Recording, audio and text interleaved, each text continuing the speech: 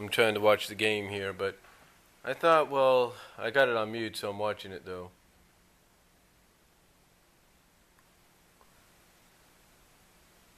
Yeah, the Giants just got a double play out, so that's good. But anyway, I thought I'd just ask, kind of answer a question a lot of people have, Schlag Daddy got in the bandwagon on it yesterday, and other people have been talking about it. So I figured I might as well throw my 2 cents in there too. But basically the question is Ryback ready for the main event? Well, before I get into that, I want to answer another little question too. Kind of put two in one. And that's about Dolph Ziggler. So you might see that description down below, or that question down below. But let's talk about Dolph first, get that out of the way. First of all, I am among many fans. I'm among many fans here on the YWC and the IWC that would love to see Dolph Ziggler cash in and become world champion at Hell in a Cell. But I'm sure anybody else would agree that ever since he's been teasing, he and Vicky have been teasing the fact that they're going to cash in at Hell in a Cell, that I've been kind of getting an uneasy feeling, if you will, and an uneasy feeling that he's not successfully going to cash in. Now, I mentioned this before in a previous video that you can check out here on my channel. Just put in the keywords, just type in Ziggler for a keyword as a search word, and you'll find it. But the thing is, to me, I just get this uneasy feeling that with him and Vicky and teasing that he's gonna do this at Hell in a Cell, again, like I said, it just means he's gonna not successfully cash in, and here's why. Here's why. Because you're basically letting whoever's going to be the champion after the Sheamus Big Show cell match, you're letting whoever's going to be champion know you're going to cash in, that you're going to be coming down to that aisle, down to that ring, and trying to cash in. So, basically, you're letting everybody know that right off the bat. But here's hoping that if this is all, but here's the one thing I hope for, that it is just a tease, that he's just teasing it, and that he's going to do it when you least expect it. Here's the surprise. Here's the actually surprise notion. They've actually been thinking about having Ziggler do it on the WWE champion, but that briefcase is only for a world champion. So that would be an interesting concept if they did it that way. But still, it's the world champion that they're planning to do the cash-in on. But again, I just get this uneasy feeling. This uneasy feeling that he's not going to successfully cash in, and here's why. Because like I said, and I know I'm repeating myself here, they're going to be expecting him. And also, you got to look at it this way. WWE's franchise, the face of the company, John Cena, didn't cash in successfully. So do you think they're honestly going to let someone that's not the franchise of the company, the face of the company, like Dolph Ziggler, cash in successfully? No. They're not going to. Now, as much as I would like to see them prove me wrong, I don't think it's going to happen. As a matter of fact, what I see happening is Ziggler going out there, probably handing the ref the briefcase, having him ring the bell, and the next thing you know, he turns around as soon as that bell rings, right into either a brogue kick, and then gets a 1-2-3 and fails to cash in, or turns around right into a choke slam or a WMD, gets a 1-2-3 and loses. That's basically what I see happening. That's why I have an uneasy feeling in my gut, if you will, as a fan, that that's what they're probably planning to do, especially with the way they're doing the thinking and everything. Now getting on the subject of Ryback, which is also part of Hell in a Cell. A lot of people want to know if Ryback is ready for the main event. Well, I think Jeff Siegel kind of used some very unique examples. When he talked about being a fan of the original TMNT, he brought up some good points. Because you got to get behind certain characters. There were certain characters you were like, not really fond of. But there were characters that you could get behind on both sides. Like for him, there were certain members of the Turtles he could get behind, and there were certain members of the villain side that he could get behind. Same with, let's say, Sonic SatAM. You know, some of the Freedom Fighter characters like, meh, but then there were characters like Sonic, Bunny, Sally, that you could get behind because Bunny, of course, had half robotic, could literally kick ass if needed to, was the muscle of the team, but had a sweet southern accent. You know, you get behind that. And Sally, of course, being a princess, but she was a princess of action. She didn't mind getting her hands dirty. She went out on missions. She didn't stay back in the village that much. She went on missions. She got her hands dirty. So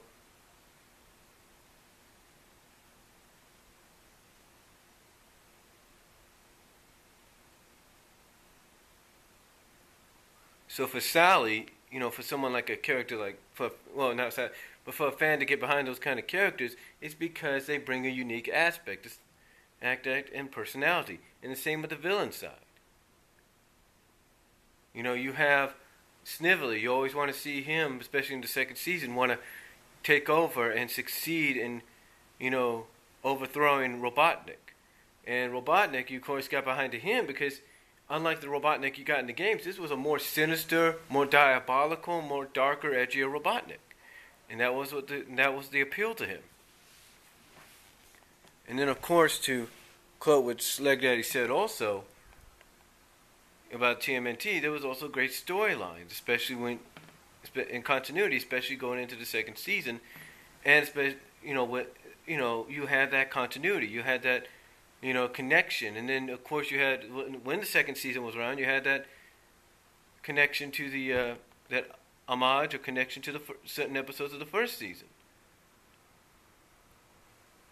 So you had basically basically overall with characters and storytelling, you had a show that people could get behind and invest in and enjoy. So what does that have to do with Ryback? Well, Ryback, of course, as we all know, is basically the WWE's answer to this generation's version of Goldberg. So, so what's the big deal? Well, I know a lot of people have the differences about Ryback. The Brad Rules can't really stand him because Brad Rules basically says, look, they're filtering in to feed me more chance and all that. And he's saying this and that. And, there are others, of course, that can't stand him because he's not a real wrestler. The so-called indie ROH marks, if you will.